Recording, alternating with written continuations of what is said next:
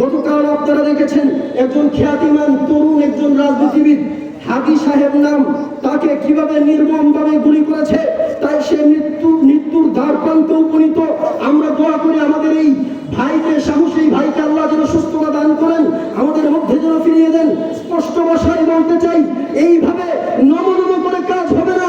কিভাবে হত্যা বন্ধ করতে হয়, গুলি বন্ধ করতে হয়, সন্ত্রাসী বন্ধ করতে হয়, আল্লাহ কোরআনে শিখিয়েছেন।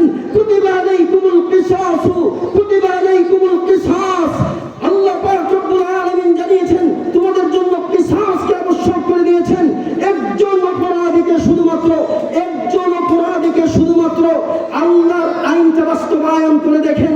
যেই লোকটাকে হত্যা করা হয়, সেই লোকটাকে যে হত্যা করেছে, এই লোকটাকে বাইতুল মুকাররমের সামনে দাঁড় করিয়ে যেইভাবে হত্যা করেছে, সেইভাবে একদিন মাত্র হত্যা করে দেখেন। রাষ্ট্রের পক্ষ থেকে বিচারালয়ের মাধ্যমে একবার শুধু আল্লাহর আইন বাস্তবায়ন করে দেখেন। আল্লাহর কসম, এই দেশে এত আইন রাখবে না, এত হামলা মামলা রাখবে না, এত আন্দোলন রাখবে না। সারা দেশ থেকে সমস্ত সন্ত্রাসী কার্যকলাপ বন্ধ হয়ে যাবে। কথা ঠিক কিনা?